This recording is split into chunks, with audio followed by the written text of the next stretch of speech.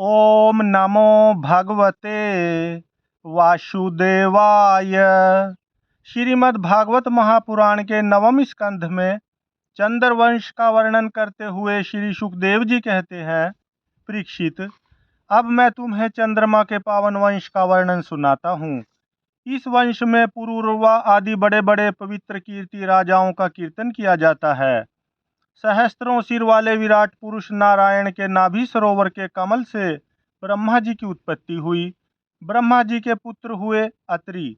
वे अपने गुणों के कारण ब्रह्मा जी के समान ही थे। उन्हीं अत्रि के नेत्रों से अमृतमय चंद्रमा का जन्म हुआ। ब्रह्मा जी ने चंद्रमा को ब्राह्मण, औषधि और नक्षत्रों का अधिपति बना दिया। उन्होंने तीनों लोकों पर विजय प्राप्त की और राजसूय यज्ञ किया। इससे उनका घमंड बढ़ गया और उन्होंने बलपूर्वक बृहस्पति की पत्नी तारा को हर लिया।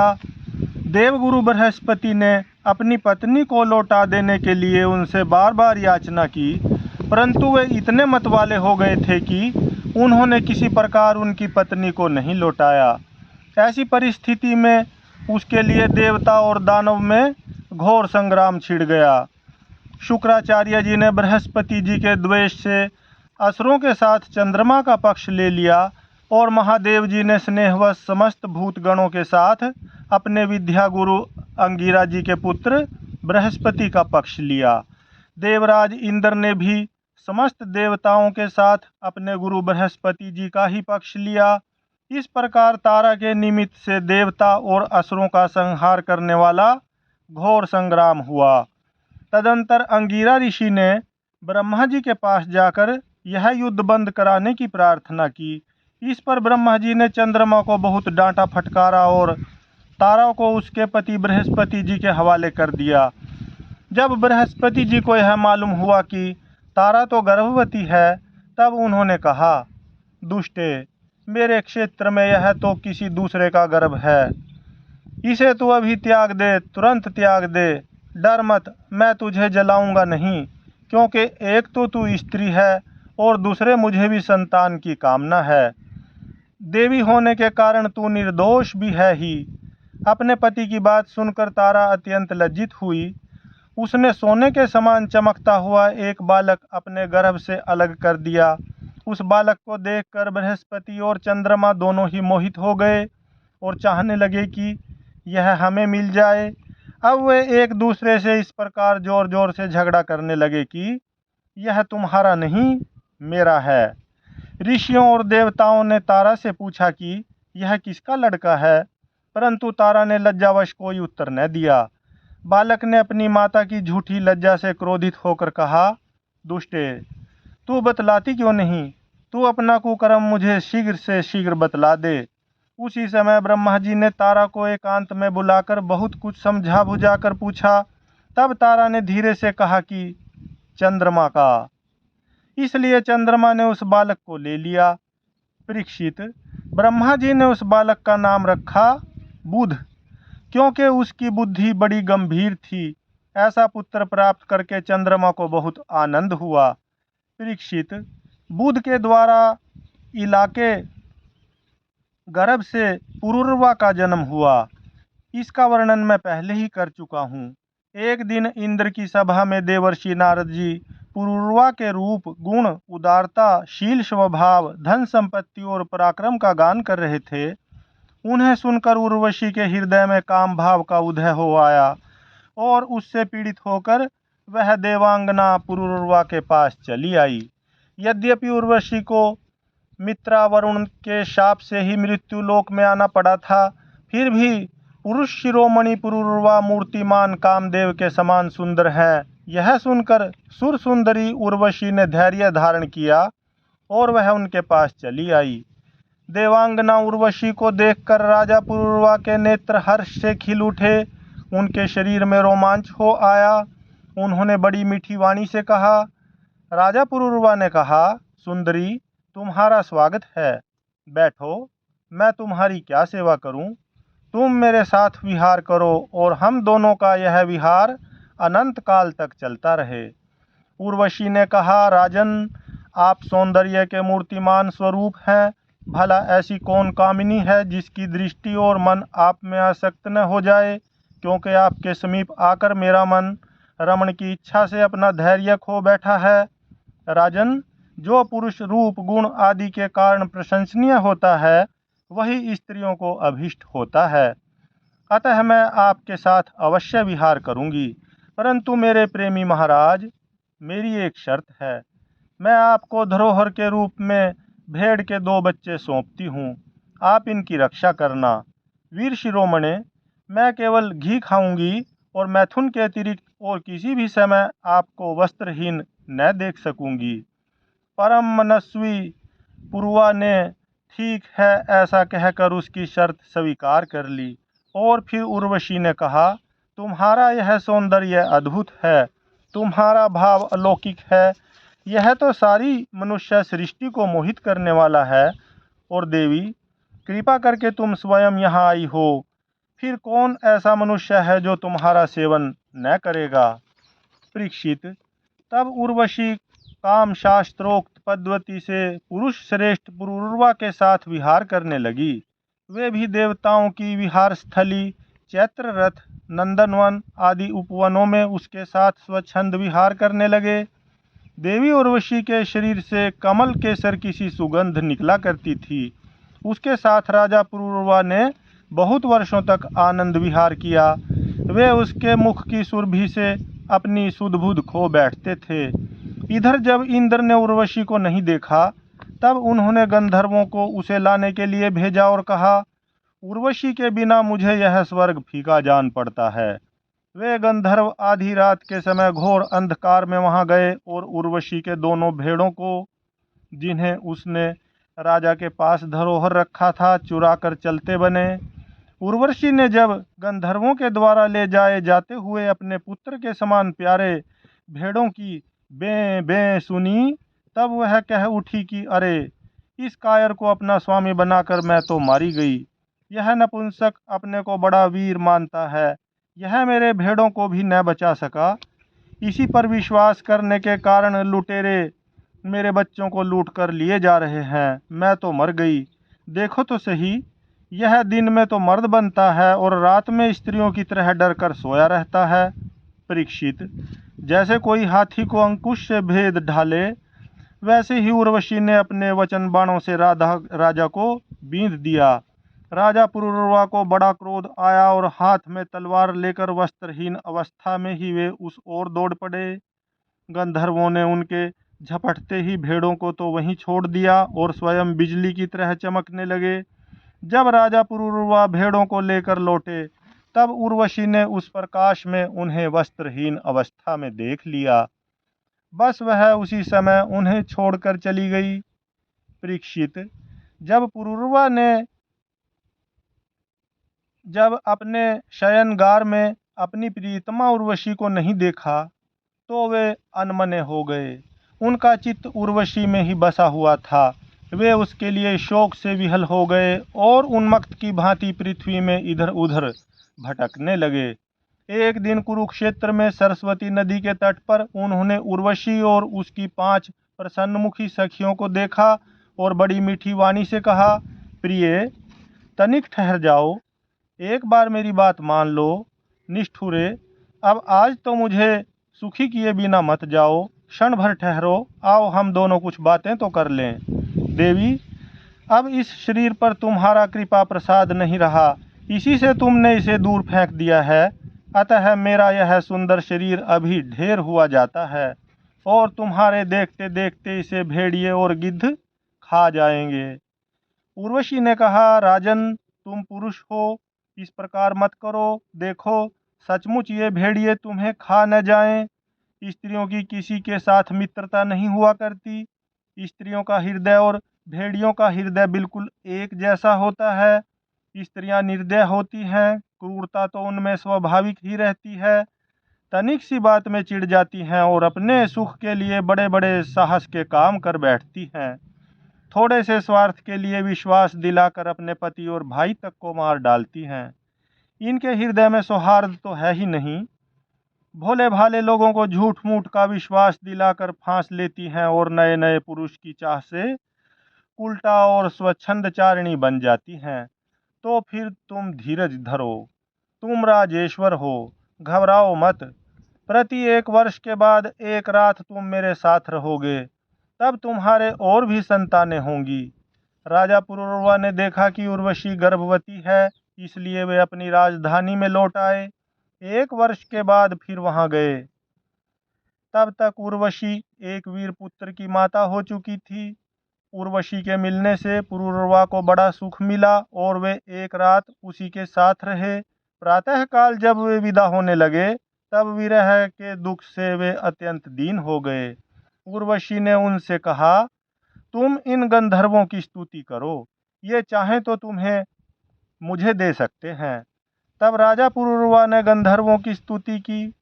परीक्षित, राजा पुरुरवा की स्तुति से प्रसन्न होकर गंधर्वों ने उन्हें एक अग्निस्थापन करने का पात्र दी। राजा ने समझा यही उर्वशी है, इसलिए उसको हृदय से लगाकर वे एक वन से दूसरे वन में घूमते रहे। जब उन्हें होश हुआ, तब वे स्थाली को वन में छोड़कर अपने महल में लौट आए एवं रात के समय उर्वशी का ध्यान करते रहे। इस प्रकार तब त्रेता युग का प्रारंभ हुआ। तब उनके हृदय में तीनों वेद प्रकट हुए। फिर वे उस स्थान पर गए जहां उन्होंने वह अग्निस्थाली छोड़ी थी। अब उस स्थान पर शमी वृक्ष के गर्भ में एक पीपल का वृक्ष उग आया था। उसे देखकर उन्होंने उससे 2 अरणियां मंथन काष्ठ बनाई। फिर उन्होंने उर्वशी लोक की कामना से नीचे की अरणी को उर्वशी, ऊपर की अरणी को पुरुरवा और बीच के काष्ठ को पुत्र रूप से चिंतन करते हुए अग्नि प्रज्वलित करने वाले मंत्रों से मंथन किया। उनके मंथन से जात वेदा नाम का अग्नि प्रकट हुआ। राजा पुरुरवा ने अग्नि देवता को त्रयी विद्या के द्वारा आह्वनीय, गार्हपत्य और दक्षिणाग्नि इन 3 भागों में विभक्त करके पुत्र रूप से स्वीकार कर लिया। फिर उर्वशी लोक की इच्छा से पुरुरवा ने उन तीनों अग्नियों द्वारा सर्वदेव स्वरूप इंद्रियातीत यज्ञपति भगवान श्री हरि का यजन किया। परीक्षित, त्रेता के पूर्व सतयुग में एकमात्र प्रणव ओंकार ही वेद था। सारे वेद शास्त्र उसी के अंतर्भूत थे। देवता थे एकमात्र नारायण और कोई न था। अग्नि भी 3 नहीं, केवल एक था और वरुण भी केवल एक हंस ही था। परीक्षित, त्रेता के प्रारंभ में पुरुरवा से ही वेद त्रयी और अग्नि त्रयी का आविर्भाव हुआ। राजा पुरुरवा ने अग्नि को संतान रूप से स्वीकार करके गंधर्व लोक को प्राप्ति की। ऋचिक, जमदग्नि और परशुराम जी का चरित्र सुनाते हुए श्री सुखदेव जी कहते हैं, परीक्षित, उर्वशी के गर्भ से पुरुरवा के 6 पुत्र हुए। आयु, ऋतायु, सत्यायु, रै, विजय और जय। ऋतायु का पुत्र था वसुमान, सत्यायु का श्रुतंजय, रै का एक और जय का अमित, विजय का भीम, भीम का कांचन, कांचन का होत्र और होत्र का पुत्र था जहनु। ये जहनु वही थे जो गंगा जी को अपनी अंजलि में लेकर पी गए थे। जहनु का पुत्र था पुरु, पुरु का बलाक और बलाक का अजक, अजक का कुश था। कुश के 4 पुत्र थे, कुशाम्बु, तन्यय, वसु और कुशनाभ। इनमें से कुशाम्बु के पुत्र गाधी हुए। परीक्षित, गाधी की कन्या का नाम था सत्यवती। ऋचिक ऋषि ने गाधी से उनकी कन्या मांगी। गाधी ने यह समझकर कि ये कन्या के योग्य वर नहीं है, ऋचिक से कहा, मुनिवर, हम लोग कुशिक वंश के हैं, हमारी कन्या मिलनी कठिन है, इसलिए आप 1000 ऐसे घोड़े लाकर मुझे शुल्क रूप में दीजिए, जिनका सारा शरीर तो श्वेत हो परंतु एक एक कान श्याम वर्ण का हो।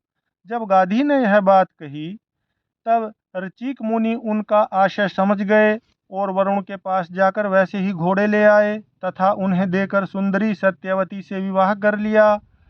एक बार महर्षि ऋचिक ने उनकी पत्नी और सास दोनों ने ही दोनों ने ही पुत्र प्राप्ति के लिए प्रार्थना की। महर्षि ऋचिक ने उनकी प्रार्थना स्वीकार करके दोनों के लिए अलग अलग मंत्रों से चरु पकाया और स्नान करने के लिए चले गए। सत्यवती की माँ ने यह समझकर कि ऋषि ने अपनी पत्नी के लिए श्रेष्ठ चरु पकाया होगा, उससे वह चरु मांग लिया। इस पर सत्यवती ने अपना चरु तो माँ को दे दिया और माँ का चरु वह स्वयं खा गई। जब ऋचिक मुनि को इस बात का पता चला, तब उन्होंने अपनी पत्नी सत्यवती से कहा कि तुमने बड़ा अनर्थ कर डाला। अब तुम्हारा पुत्र तो लोगों को दंड देने वाला घोर प्रकृति का होगा और तुम्हारा भाई होगा एक श्रेष्ठ ब्रह्मवेता। सत्यवती ने ऋचिक मुनि को प्रसन्न किया और प्रार्थना की कि स्वामी, ऐसा नहीं होना चाहिए। तब उन्होंने कहा, अच्छी बात है, पुत्र के बदले तुम्हारा पौत्र वैसा घोर प्रकृति का होगा। समय पर सत्यवती के गर्भ से जमदग्नि का जन्म हुआ। सत्यवती समस्त लोगों को पवित्र करने वाली परम पुण्यमयी कौशिकी नदी बन गई। रेणु ऋषि की कन्या थी रेणुका। जमदग्नि ने उसका पानी ग्रहण किया। रेणुका के गर्भ से जमदग्नि ऋषि के वसुमान आदि कई पुत्र हुए। उनमें सबसे छोटे परशुराम जी थे। उनका यश सारे संसार में प्रसिद्ध है। कहते हैं कि हय वंश का अंत करने के लिए स्वयं भगवान ने ही परशुराम के रूप में अंशावतार ग्रहण किया था। उन्होंने इस पृथ्वी को 21 बार क्षत्रियहीन कर दिया। यद्यपि क्षत्रियों ने उनका थोड़ा सा ही अपराध किया था, फिर भी वे लोग बड़े दुष्ट, ब्राह्मणों के अभक्त, रजोगुणी और विशेष करके तमोगुणी हो रहे थे। यही कारण था कि वे पृथ्वी के भार हो गए थे और इसी के फलस्वरूप भगवान परशुराम ने उनका नाश करके पृथ्वी का भार उतार दिया। राजा परीक्षित ने पूछा, भगवान, अवश्य ही उस समय के क्षत्रिय विषयलोलुप हो गए थे, परंतु उन्होंने परशुराम जी का ऐसा कौन सा अपराध कर दिया जिसके कारण उन्होंने बार बार क्षत्रियों के वंश का संहार किया। श्री सुखदेव जी कहने लगे, परीक्षित, उन दिनों हय वंश का अधिपति था अर्जुन। वह एक श्रेष्ठ क्षत्रिय था। उसने अनेकों प्रकार की सेवा शुश्रूषा करके भगवान नारायण के अंशावतार दत्तात्रेय जी को प्रसन्न कर लिया और उनके 1000 भुजाएं तथा कोई भी शत्रु युद्ध में पराजित न कर सके, यह वरदान प्राप्त कर लिया। साथ ही इंद्रियों का अबाध बल, अतुल संपत्ति, तेजस्विता, वीरता, कीर्ति और शारीरिक बल भी उसने उनकी कृपा से प्राप्त कर लिए थे। वह योगेश्वर हो गया था। उसमें ऐसा ऐश्वर्य था कि वह सूक्ष्म से सूक्ष्म, स्थूल से स्थूल रूप धारण कर लेता। सभी सिद्धियां उसे प्राप्त थीं। वह संसार में वायु की तरह सब जगह बेरोक टोक विचरा करता। एक बार गले में वैजंती माला पहने सहस्त्रबाहु अर्जुन बहुत सी सुंदरी स्त्रियों के साथ नर्मदा नदी के जल में विहार कर रहा था। उस समय मदोन्मत्त सहस्त्रबाहु ने अपनी बाहों से नदी का प्रवाह रोक दिया। 10 मुख रावण का शिविर भी वहीं कहीं पास में ही था। नदी की धारा उल्टी बहने लगी, जिससे उसका शिविर डूबने लगा। रावण अपने को बहुत बड़ा वीर तो मानता ही था, इसलिए सहस्त्रार्जुन का यह पराक्रम उससे सहन नहीं हुआ। जब रावण सहस्त्रबाहु अर्जुन के पास जाकर बुरा भला कहने लगा, तब उसने स्त्रियों के सामने ही खेल खेल में रावण को पकड़ लिया और अपनी राजधानी महिष्मति में ले जाकर बंदर के समान कैद कर लिया। पीछे पुलस्त्य जी के कहने से सहस्त्रबाहु ने रावण को छोड़ दिया। एक दिन सहस्त्रबाहु अर्जुन शिकार खेलने के लिए बड़े घोर जंगल में निकल गया था। दैववश वह जमदग्नि मुनि के आश्रम पर जा पहुंचा। परम तपस्वी जमदग्नि मुनि के आश्रम में कामधेनु रहती थी। उसके प्रताप से उन्होंने सेना, मंत्री और वाहनों के साथ हयहयाधिपति का खूब स्वागत सत्कार किया। वीर हयहयाधिपति ने देखा कि जमदग्नि मुनि का ऐश्वर्य तो मुझसे भी बड़ा चढ़ा है, इसलिए उसने उनके स्वागत सत्कार को कुछ भी आदर न देकर कामधेनु को ही ले लेना चाहा। उसने अभिमानवश जमदग्नि मुनि से मांगा भी नहीं, अपने सेवकों को आज्ञा दी कि कामधेनु को छीन ले चलो। उसकी आज्ञा से उसके सेवक बछड़े के साथ बाँ बाँ डकराती हुई कामधेनु को बलपूर्वक महिष्मतीपुरी ले गए। जब वे सब चले गए तब परशुराम जी आश्रम पर आए और उसकी दृष्टता दुष्टता का वृतांत सुनकर चोट खाए हुए सांप की तरह क्रोध से तिलमिला उठे। वे अपना भयंकर फरसा, तरकस, ढाल एवं धनुष लेकर बड़े वेग से उसके पीछे दौड़े, जैसे कोई किसी से न दबने वाला सिंह हाथी पर टूट पड़े। सहस्त्रबाहु अर्जुन अभी अपने नगर में प्रवेश कर ही रहा था कि उसने देखा परशुराम जी महाराज बड़े वेग से उसी की ओर झपटे आ रहे हैं। उनकी बड़ी विलक्षण झांकी थी। वे हाथ में धनुष बाण और फरसा लिए हुए थे, शरीर पर काला मृगचर्म धारण किए हुए थे और उनकी जटाएं सूर्य की किरणों की समान चमक रही थीं। उन्हें देखते ही उसने गदा, खड्ग, बाण, रिष्टि, शतधनी और शक्ति आदि आयुधों से सुसज्जित एवं हाथी, घोड़े, रथ तथा पदातियों से युक्त अत्यंत भयंकर 17 अक्षौहिणी सेना भेजी। भगवान परशुराम ने बात की बात में अकेले ही उस सारी सेना को नष्ट कर दिया। भगवान परशुराम जी की गति मन और वायु के समान थी। बस वे शत्रु की सेना काटते ही जा रहे थे। जहाँ जहाँ वे अपने फरसे का प्रहार करते, वहाँ वहाँ सारथी और वाहनों के साथ बड़े बड़े वीरों की बाहें, जांघें और कंधे कट कट कर पृथ्वी पर गिरते जाते थे। हैहयाधिपति अर्जुन ने देखा कि मेरी सेना के सैनिक उनके धनुष, ध्वजाएं और ढाल भगवान परशुराम जी के फरसे और बाणों से कट कट कर खून से लथपथ रणभूमि में गिर गए हैं। तब उसे बड़ा क्रोध आया और वह स्वयं भिड़ने के लिए आ धमका।